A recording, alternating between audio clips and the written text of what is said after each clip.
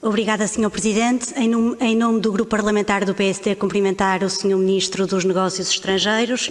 Ora, apesar do direito da nacionalidade ser tradicionalmente apontado como um domínio reservado à soberania nacional de cada Estado, a verdade é que o vínculo em que se traduz a nacionalidade acaba por produzir efeitos que não se limitam à ordem interna, mas também na ordem externa, podendo, inclusivamente, como já vimos, ter implicações a nível internacional, de resto, que conhece muito melhor que nós.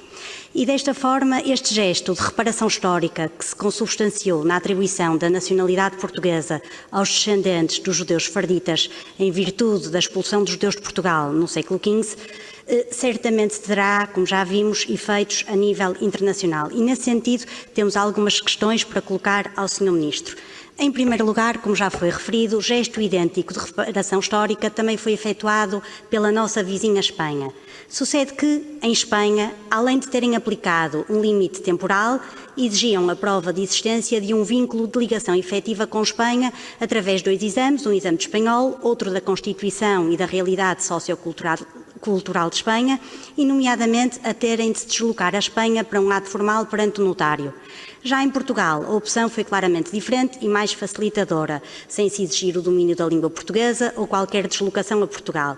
Podemos encontrar vantagens e desvantagens em ambas as opções. No entanto, em relação à opção portuguesa, que é a que nos diz respeito, poderá questionar-se, e aliás vários professores de Direito têm questionado, esta falta de aplicação do princípio de ligação efetiva, que se trata de um princípio fundamental no direito da nacionalidade, uma vez que se entende que a nacionalidade é o vínculo jurídico que liga o cidadão a um povo, ou no nosso caso, à comunidade portuguesa. Acresce que o passaporte português é um passaporte muito interessante a nível internacional. E a primeira questão que lhe coloco é se esta forma de aquisição da nacionalidade poderá ser uma porta aberta ou utilizada apenas como um veículo com o intuito de se obter o nosso passaporte para se obter um passaporte europeu. E, em caso concreto, se tem conhecimento destas situações ou da existência destes casos.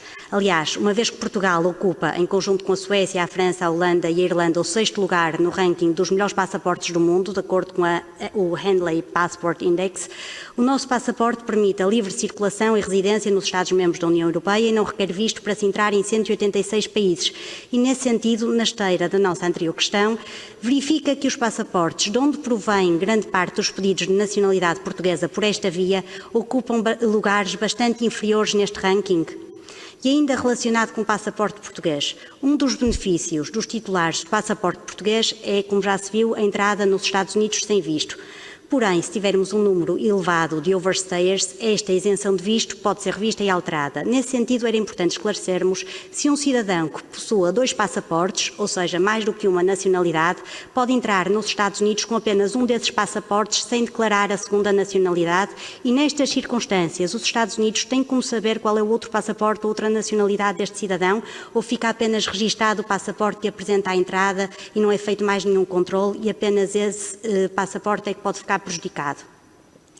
Noutra vertente, parece-nos que os critérios previstos na lei para a aquisição da nacionalidade por parte dos judeus sefarditas são critérios de aferição objetiva, ou seja, assim sendo, o regulamento não pode exigir mais do que a lei exige. No entanto, perante a verificação de casos de eventuais utilizações abusivas no acesso à nacionalidade, apenas com o intuito de se obter o nosso passaporte para se obterem benefícios a nível internacional, sem que se tenha qualquer ligação nem qualquer intenção de ligação ao nosso país, não haverá outras medidas de atuação que possam ser tomadas, nomeadamente a nível internacional, e que evitem que se proceda a uma alteração legislativa? Queria ainda perguntar ao Sr. Ministro se, atendendo à forma como está a ser divulgada e publicitada a possibilidade dos descendentes judeus sefarditas adquirirem a nacionalidade portuguesa nos sites de internet, nas redes sociais, que aqui também nos expôs, apesar de ser uma forma legal, concordamos que não se trata de uma divulgação séria que honre muito a nossa nacionalidade. Além da alteração legislativa, haverá outra forma de se, entre aspas, limpar a imagem que tem sido divulgada da nacionalidade portuguesa como uma nacionalidade fácil, acessível e às vezes até em preços de saldos?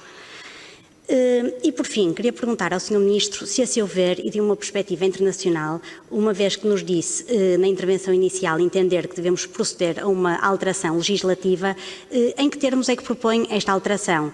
E, por outro lado, Eventualmente, como este ato de restituição histórica também teve benefícios, se entende que poderia ter sentido avançarmos no sentido inverso, ou seja, uma vez que as ordenações manuelinas e precisamente a mesma disposição que se aplicou à expulsão dos judeus de Portugal também se aplicou aos muçulmanos que se encontravam no nosso país, a seu ver, poderia ter sentido procedermos também a uma reparação histórica em relação a estes? Obrigada.